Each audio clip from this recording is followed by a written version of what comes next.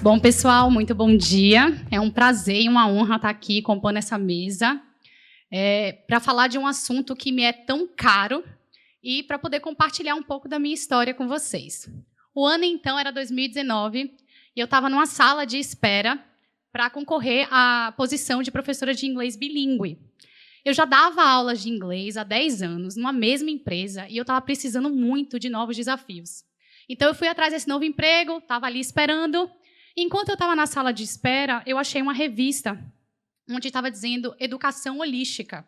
E, nessa época, eu já fazia cursos na área de terapias integrativas e no desenvolvimento pessoal. Então, a palavra holística sempre me chamou muito a atenção, e naquela hora eu falei, que legal essa revista. E comecei a folhear ela, até que eu me deparei com uma pesquisa da Oxford University, feita com mais 2 outras instituições de ensino e pesquisa, que são a Pearson e a Nesta.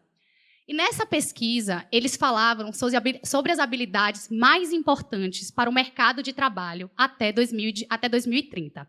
E eu fiquei tão maravilhada com a revista que eu fechei e pensei, nossa, essa revista vai ter muita utilidade para mim, melhor do que ficar por aqui. Olhei para um lado, olhei para o outro, não me julguem, e botei a revista dentro da minha bolsa. Eu consegui um emprego, fiquei mais 1 ano como professora de inglês nessa grande escola e decidi que eu não queria mais fazer isso. Decidi que eu queria trabalhar com desenvolvimento emocional e habilidades humanas de uma outra perspectiva. E eu estava certa. Aquela revista ela foi o embrião dos projetos que eu escrevi e foram aprovados pela Erasmus, lá na Europa. E foram projetos muito incríveis, porque eu tive a participação de jovens e adultos interessados em desenvolver as suas próprias habilidades socioemocionais através da educação não formal, como o mindfulness, o yoga e a comunicação não violenta. Em contrapartida, aqui no Brasil, especialmente em Salvador, eu sinto o desafio das próprias empresas e escolas, essa resistência de trabalhar as habilidades socioemocionais. Ainda que para as escolas que têm a orientação da BNCC de ter o desenvolvimento dessas habilidades, isso não é feito.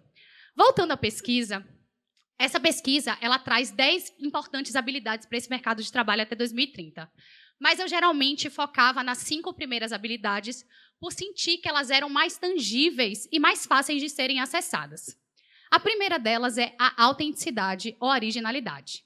Esse é um requisito básico da criatividade. E a criatividade, como habilidade socioemocional, além de prática, ela é uma habilidade multifatorial. E essa habilidade multifatorial precisa de uma infraestrutura emocional. Nesse sentido, quando eu falo sobre infraestrutura emocional, eu estou falando primeiro do processo de autoconhecimento, que começa, mas não termina. Então, quando eu falo de autoconhecimento, eu estou falando do primeiro pilar da inteligência emocional, que é a autoconsciência, ao mesmo tempo que eu preciso também de autoestima para bancar essa minha autenticidade. Só que a autoestima ela é um processo, e eu vou falar mais sobre isso. E eu preciso dessa autoestima fortalecida, inclusive para a próxima habilidade, que é a fluência de ideias. A fluência de ideias é a capacidade do indivíduo conseguir fluir várias ideias para o meu receptor, para eu conseguir encontrar a solução certa. Só que, muitas vezes, pelo medo do julgamento, justamente uma autoestima que está ali enfraquecida, eu não consigo expor. Então, a fluência de ideias depende também dessa autoestima, mas vai depender da terceira habilidade, que é a aprendizagem ativa. A aprendizagem ativa, para mim, é hoje um dos ativos mais importantes da atualidade. É a capacidade do indivíduo se manter atualizado no seu próprio conhecimento, mas também ampliar repertório. E é sobre isso que é a criatividade, ampliar repertório. Eu preciso de mais inputs, eu preciso ter esse repertório de informações para conseguir ter ideias novas e inovadoras. Então, o aprendizagem ativo ele é algo que, na atualidade, é importante, vai ser para o futuro, e dentro dos ambientes corporativos é muito importante para os líderes, porque eles não só vão ficar se atualizando sobre a própria técnica, mas também precisam de técnicas para gerir as pessoas, tomar melhores decisões. O que me leva à próxima habilidade, que é a tomada de decisão. Geralmente, existe uma má interpretação sobre o processo de tomada de decisão. As pessoas elas acreditam que pessoas muito racionais é que tomam as melhores decisões.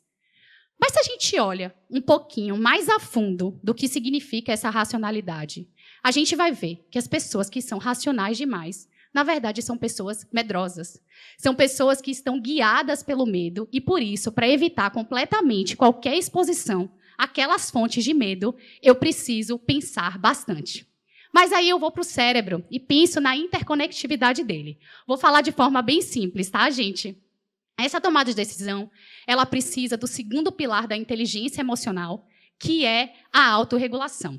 A autorregulação seria essa capacidade de nomear os próprios sentimentos, as próprias emoções, algo que já vai, por si só, modular a nossa reatividade, mas eu respondo ao mundo de maneira melhor adaptada. E quando eu falo melhor adaptada, eu não estou falando de maneira docilizada, mas de maneira saudável para mim e para o mundo.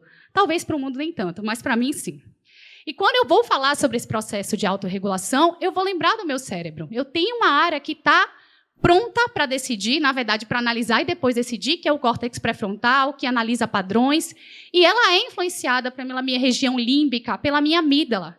Então, quanto mais fortalecido tiver o meu córtex pré-frontal, e isso vem justamente de uma educação emocional, a gente tem que lembrar que a inteligência cognitiva, ela vem da inteligência emocional como base. Então, quando essa autorregulação ela é bem sucedida, eu tenho capacidade de tomar melhores decisões. Decisões mais claras e assertivas. Só que eu quero fazer aqui um adendo muito importante. Eu falei alto durante praticamente toda a minha fala. E quando eu falo tanto de autoestima quanto autorregulação, essa palavra auto nos induz ao erro, no bom juridiquês, que a gente precisa desenvolver isso por si só. Mas isso não é verdade. Quando um adulto vai falar que ele tem questões de autoestima, eu sei que foram as dinâmicas familiares, ali no primeiro em contato, da primeira infância, segunda infância, que ditaram aí o fortalecimento ou enfraquecimento dessa autoestima. Então, autoestima é, antes de tudo, referencial e não autorreferencial. É a mesma coisa com autorregulação. Na autorregulação, tem pesquisas que mostram que as crianças que foram criadas em lares com segurança psicológica, elas conseguem se autorregular melhor. Mas os lares em que houve abuso físico, abuso psicológico, onde as crianças não tinham a possibilidade de falar sobre seus sentimentos, essas pessoas se tornaram adultos e até adolescentes que não tinham essa capacidade da regulação emocional. E por isso, é importante a gente lembrar, por exemplo, que quando Darwin fala sobre a teoria da evolução e o quanto a questão da competitividade é algo que está presente, né, seria algo da nossa natureza, eles extrapolaram uma visão e esqueceram do aspecto biopsicossocial, no caso do psicossocial. Nós somos neurobiologicamente programados para a conexão. É por isso que a gente tem tanto medo do julgamento do outro. É por isso que o nosso desejo de ser aceito é quase visceral. Eu preciso do outro para cooperar. Inclusive, estamos todos aqui nessa sala porque sobrevivemos através da cooperação. Então, quando alguém me pergunta qual a importância das habilidades socioemocionais, é claro que as pessoas esperam que eu diga que é justamente para o mundo corporativo, para que as pessoas lidem melhor com esses problemas. E onde está a máxima que diz que as pessoas são contratadas pelas suas habilidades técnicas e são demitidas pelas suas habilidades socioemocionais. Mas nós temos que lembrar que tanto o mundo corporativo quanto a escola, eles são reflexos da nossa sociedade. Então, as habilidades socioemocionais, elas são importantes para nós enquanto humanidade, justamente para que a gente consiga mudar do paradigma de competição para cooperação. O que me leva, então, para a última e quinta habilidade, que são chamadas em si as habilidades socioemocionais, como empatia, compaixão e a comunicação. Quando eu falo sobre empatia e compaixão, muitas vezes isso gera um frisson nas pessoas que olham de cara feia.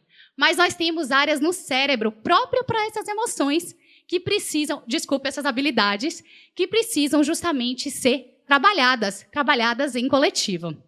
Então, essas habilidades como a empatia, a compaixão, precisam ser vivenciadas tanto na dimensão interpessoal como na dimensão intrapessoal. E como eu disse anteriormente, para essa dimensão intrapessoal existir, eu preciso de referência, eu preciso de treino, eu preciso de instrução. E aqui eu trago um grande nome da psicologia positiva e da educação positiva, que é o Alejandro Adler.